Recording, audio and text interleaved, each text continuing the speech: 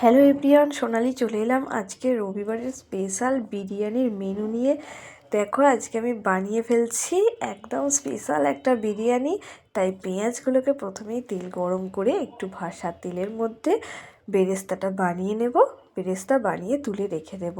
আর এই বেরেস্তার জন্য বেশ কিছুটাই পেঁয়াজ আমি কেটে নিয়েছি, আর এটাকে পুরো ব্রাউন কালার করে ভেজে নেব একটু সময় ধরে। আর এর মধ্যে একটু চিনি আর একটু নুন দিয়ে দিয়েছিলাম, তার জন্য তাড়াতাড়ি এটা ভাজা হয়ে গেল। এগুলোকে তুলে রেখে দেব। এবার ওই তেলের মধ্যেই দিয়ে দেব সেদ্ধ করে রাখা আলুগুলোকে। একটু বড় সাইজ আলু নিয়ে নিয়েছিলাম। তারপরে দিয়ে দেব সমস্ত রকম গোটা বিরিয়ানির মশলাগুলোই, জায়িত্রী, এলাচ, দারুচিনি, লবঙ্গ, আরও যা যা আছে সমস্ত কিছুই দিয়ে দিয়েছি।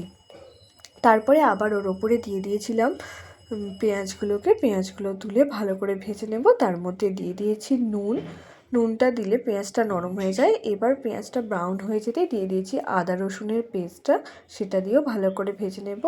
এবার এটা ভাজা হয়ে গেছে, তেল ছেড়েছে, তখন এর মধ্যে টমেটোগুলো দিয়ে দেবো। টমেটোগুলো দিয়েও ভালোভাবে নেড়ে চেড়ে নেবো। আর এখনকার টমেটোগুলো একটু নরমই আছে, বেশ ভালো হয় আর কি, তাড়াতাড়ি গলে যায়। তারপরে এক এক করে দিয়ে দিচ্ছি হলুদ, জিরে, ধনে, লঙ্কা আর টক দই দিয়েও আবার মশলাটাকে ভালো করে কষিয়ে নেব। তারপরে দিয়ে দিচ্ছি আমি বিরিয়ানির একটা মশলা বানিয়েছিলাম, গোটা মশলাকে কড়ার মধ্যে নেড়ে সেটাকে মিক্সিতে গুঁড়ো করে নিয়েছিলাম। এবার দেখো মশলাটা কষানো হয়ে যেতেই আমি মাংসটা যে ম্যারিনেট করে রেখেছিলাম সেটা দিয়ে দেব। আমি দেখাবো আজকে আমি মাংসটা কী দিয়ে ম্যারিনেট করেছি। তার আগে মাংসটাকে আমি ভালোভাবে কষিয়ে নিচ্ছি। দেখো যতক্ষণ না মাংস থেকে তেল ছাড়ছে ততক্ষণ কষিয়ে নিতে হবে। তারপরে ওপর থেকে কয়েকটা লঙ্কা কুচিয়ে নিয়ে মানে চিড়ে নিয়ে দিয়ে দিয়েছিলাম। তারপর আবার এটাকে ভালোভাবে নেড়েচেড়ে নিতে হবে।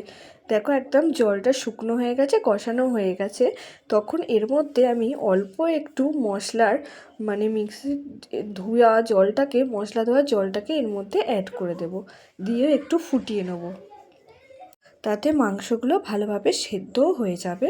খুব বেশি পরিমাণ দেব না, অল্প একটু দিয়ে ভালোভাবে নেড়ে চেড়ে নিতে হবে। বারবার দেখতে হবে তলার নিচে লেগে না যায়। আর আমি যে মশলাটা করেছিলাম সেই মশলাটা একটু ওপর থেকে ছড়িয়ে দিলাম, দিয়ে আরেকটু কষিয়ে নেব। জলটা একদম যাতে শুকিয়ে যায়, কারণ বিরিয়ানি একদম শুকনো হবে। বারবার ধরে নেড়ে চেড়ে নিতে হবে। দেখো জলটা অনেকটাই শুকনো হয়ে গেছে। চলো ওদিকে ভাতটা বসিয়ে দেওয়া যাক।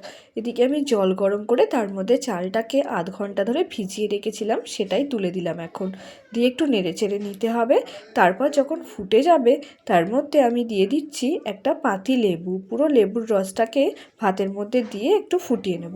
এদিকে দেখো যে মশলাটা বানিয়েছিলাম, কী নিয়েছি, জায়িত্রী, জয়ফল, তারপরে লবঙ্গ, এলাচ, গোলমরিচ, সমস্ত রকম জিরে দিয়ে আমি মিক্সিতে পেস্ট করেছি। এবার সব রেডি হয়ে গেছে।